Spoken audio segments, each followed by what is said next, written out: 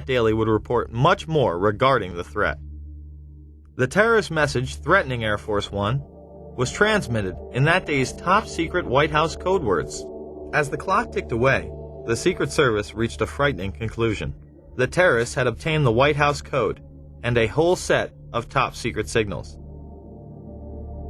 This made it possible for a hostile force to pinpoint the exact position of Air Force One, its destination, and its classified procedures. In fact, the hijackers were picking up and deciphering the presidential plane's incoming and outgoing transmissions. In the week after the attacks in New York and Washington, more hair-raising facts emerged.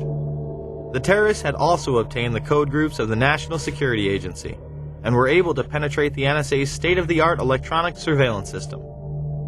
They seemed to have at their disposal an electronic capability that was more sophisticated than the NSA. They also believe that the terrorists are in possession of all or part of the codes used by the Drug Enforcement Agency, the National Reconnaissance Office, Air Force Intelligence, Army Intelligence, Naval Intelligence, Marine Corps Intelligence, and the intelligence offices of the State Department and Department of Energy. Since no single individual has access to every top-level code at any given time, a single mole would not answer the case. It would have to be a large, widely spread number.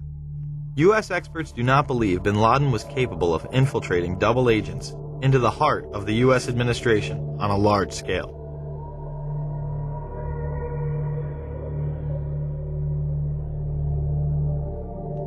It shouldn't come as a surprise that Global Guardian, a mass Armageddon drill, was in full swing. The drill would pose all sorts of threats, and even mobilize command centers known as doomsday planes that house top military personnel. Although originally scheduled for late October, it was moved up unexpectedly. One of these doomsday planes was on the scene of the Pentagon strike. Now to one of the eeriest moments amid the carnage of 9/11, a mysterious plane was seen flying right over the president's residence. Even some CNN staffers saw it. To this day, it has never been officially explained. Tonight, Chief National Correspondent John King has new details about this great 9/11 mystery. Today, 6 years after 9/11, the mystery endures about just what happened in the skies over the White House that terrible day. A plane flew right over it. But why? And what was it? It appeared overhead just before 10 a.m., a four-engine jet banking slowly in the nation's most off-limits airspace. About 10 minutes ago, there was a white jet circling overhead. Now, you generally don't see planes in the area over the White House. That is restricted airspace. Two government sources familiar with the incident tell CNN it was a military aircraft and say the details are classified. This comparison of the CNN video and an official Air Force photo suggests the mystery plane is among the military's most sensitive aircraft, an Air Force E-4B. Note the flag on the tail, the stripe around the fuselage, and the telltale bubble just behind the 747 cockpit area. The E-4B is a state-of-the-art flying command post, built and equipped for one reason: to keep the government running no matter what, even in the event of a nuclear war. The reason it was nicknamed the Doomsday Plane during the Cold War. They exercise this type of thing all of the time, and they simply don't talk about it. So it doesn't surprise me that they are very closed-mouthed about it. Ask the Pentagon, and it insists this is not a military aircraft, and there is no mention of it in the official report of the 9/11 Commission. But 6 years later, the Pentagon, the Secret Service, and the FAA all say they, at least for public consumption, have no explanation of the giant plane over the president's house, just as the smoke began to rise across the river at the Pentagon. There is also footage of another white mystery plane in the restricted airspace over New York City before the second attack, and as the second plane strikes the World Trade Center.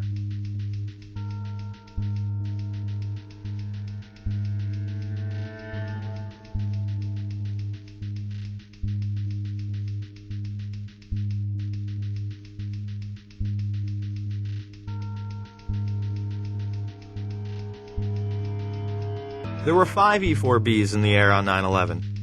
They are part of the continuity of government plans in case of an emergency. This program was launched in the early 80s, headed by none other than George Herbert Walker Bush. Was being made to consolidate continuity of government programs across several major departments of the government under one office, which turned out later to be called the National Program Office. As I understood it, this office fell under the jurisdiction of the Office of the Vice President. Then Vice President George Bush was the first in charge. On 9/11, this program was put into effect. This next one happens a lot these days. It seems like a story that is both reassuring and scary at the same time. This morning we learned that the Vice President wasn't the only one sent to an undisclosed location on September 11th, that an entire backup government was and is still there and may be there for as long as anyone now at least can imagine. Traveling in Iowa, the president for the first time discussed a secret ongoing operation designed to keep the federal government running if Washington is paralyzed by a terrorist strike. I still take the threats that we receive from al-Qaeda killers and terrorists very seriously. The operation was first reported by the Washington Post and confirmed to CNN by several administration officials. The shadow or bunker government involves roughly 100 senior staffers from every cabinet department and major government agency. Operates primarily out of 2 secret bunkers in the eastern United States, and is charged with running the executive branch if communication with Washington is severed. The secret plan took shape in the minutes and hours after the September 11th strikes, as Mr. Bush took a cautious route back to Washington. And now, nearly 6 months later, administration officials are scrambling to get more telephone lines and high-tech computers into these secret bunkers. And at least one member of the Bush cabinet is being kept out of Washington at all times, under heavy security, just in case this so-called shadow government is activated and needs a leader. Despite it being on television and in numerous papers, most people continue to deny that a shadow government even exists. Now, what if I told you that Dick Cheney was the reported head of this group on the day of 9/11? President Bush cracked jokes about it at a prime rib dinner. The vice president has been moving among secret locations to provide continuity of government. A year ago, Dick was running the country, Bush said. Today, he lives out of a little suitcase. Cheney has been part of the succession program since its inception. To reduce the possibility of decapitation, the National Program Office was directed to create a new program to assure the continuity of government. It was known as the Presidential Successor Support System, or PSQ. Dick Cheney, Edwin Meese, Tip O'Neill, and Dick Thornburgh all have been in the line of succession by virtue of their offices. But our sources say the NPO gave them additional responsibilities under the new system. Cheney would arrive at the emergency center before the Pentagon was attacked. Shortly after 9:30 a.m., the president's national security team is in the Situation Room, a secure communications center in the basement of the West Wing. Vice President Dick Cheney is there, along with National Security Advisor Condoleezza Rice. I arrived at the PIOC at about 9:20 a.m. I was made aware of it during the time that the airplane coming in to the Pentagon, there was a young man who would come in and say to the vice president, the plane is 50 miles out, the plane is 30 miles out. And when it got down to the plane is 10 miles out, the young man also said to the vice president, do the orders still stand? And the vice president turned and whipped his neck around and said, of course the orders still stand. Have you heard anything to the contrary?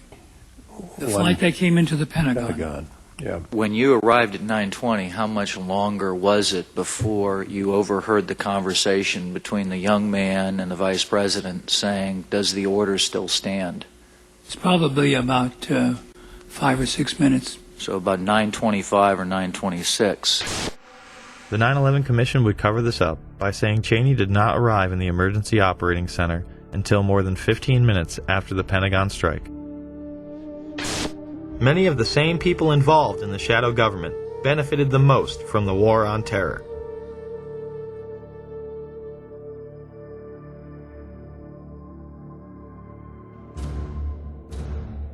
A key hub for intelligence was the Salomon Brothers building, also known as World Trade Center 7. This was a massive 47-story skyscraper that would have dominated most city skylines. At 5:20